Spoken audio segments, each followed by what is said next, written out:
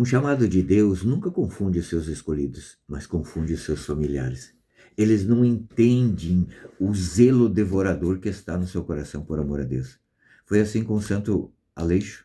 Aleixo era um jovem de família muito rica, mas ele desejava ardentemente viver esse amor por Jesus na pobreza. Então ele abandonou tudo, não por desprezo da família, mas por amor a Jesus. Peregrinou durante um tempo, depois voltou a viver com um mendigo na porta da sua casa por anos e não foi reconhecido. Essa história meio que se confunde com a história de Jesus, porque, veja, Jesus era um carpinteiro, cara bacana, carpinteiro, de repente ele abandona tudo e sai pelo mundo para pregar umas ideias diferentes, umas doutrinas diferentes. Seus parentes não entenderam, então foram atrás dele junto com Maria para tentar resgatá-lo, tipo trazer de volta para a sanidade. Jesus continua a pregação e diz: minha mãe, meus irmãos, minhas irmãs são aqueles que fazem a vontade de Deus. É a família espiritual. Sim, essa família espiritual que Jesus apresenta aqui, da qual eu faço parte. Como que eu faço parte dessa família? Pela graça. Pela graça do batismo eu me torno irmão de Jesus. Mas como é que eu posso me tornar mãe de Jesus? Vamos entender isso. A passagem está em Mateus 12, 46 a 50. 12, 46 e 50. E vai dizer assim: Jesus falava ainda à multidão quando veio a sua mãe e seus irmãos que esperavam do lado de fora. E a ocasião de ele falar, disse alguém: tua mãe e teus irmãos estão aí fora e querem falar-te. Jesus respondeu: quem é minha mãe? E quem são meus irmãos?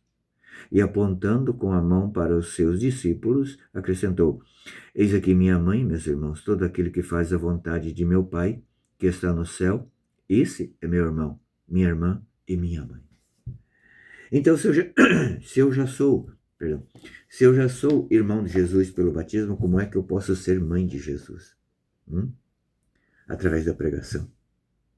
Quando eu estou pregando a palavra de Deus, a doutrina de Jesus, a palavra, a santa palavra de Deus, isso vai entrando nos ouvidos da pessoa que me ouve, e aquele desejo que existe no coração dessa pessoa de ouvir alguma coisa que não seja só desse mundo, de ouvir algo que realmente a satisfaça, a sua alma a preenche. Então vem a pregação de fora e se une a esse desejo de dentro, né? E acontece dentro do coração e acontece esse ato de fé. Então eu me torno mãe de Jesus. Interessante, né? Eu sempre me perguntava como é que eu poderia ser mãe de Jesus. E aqui nesse livro da Catena Áurea, São Tomás de Aquino nos explica isso. Agora, São Tomás também vai falar que tem muitas pessoas que abortam. Triste, né? Mães que abortam. Eu posso abortar a palavra. Quando a palavra de Deus chega nos meus ouvidos e eu não passo ela para frente, para os meus, eu estou abortando. Eu sou uma mãe que estou abortando o filho. E estou abortando Jesus. Claro que não tem todo esse peso todo, mas é uma realidade. Muitas mães que abortam, muitas pessoas que abortam em si mesma a palavra, por vergonha, por medo, por preguiça, sei lá. Mas não se trata só da palavra, se trata sim da palavra, mas muito mais das nossas atitudes. Porque nós temos que ter atitudes. E aí que está. São Francisco de Assis, ou pelo menos tem uma frase que é atribuída a ele, que nós devemos evangelizar sempre, se necessário, usar de palavras. Mas é necessário que a nossa vida reflita Jesus, os atos de Jesus. É necessário que as pessoas, quando nos vejam na rua, dizem assim: ah, eu lembro de você, eu vi aquela vez lá no retiro, lá e tal, eu lembro de você. Mas e aí? Se eu estiver numa atitude pecaminosa nesse momento?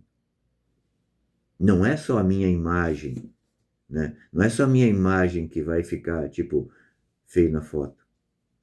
Mas a própria doutrina que eu ensinei antes, vai ficar a dúvida. Será que é isso mesmo? Aqui existem duas possibilidades aqui, né? Pode ser também que a família de Jesus estava lá fora e algum dos fariseus, dos judeus ali que já queria pegar Jesus no calcanhar de Aquiles, então fosse avisar: olha, tua mãe e teus irmãos estão ali fora, para ver se ele ia dar mais importância para a família de sangue ou para a família espiritual. Mas Jesus, né, saiu dessa saia justa, dizendo que quem é sua mãe e seus irmãos é aqueles que fazem a vontade de Deus.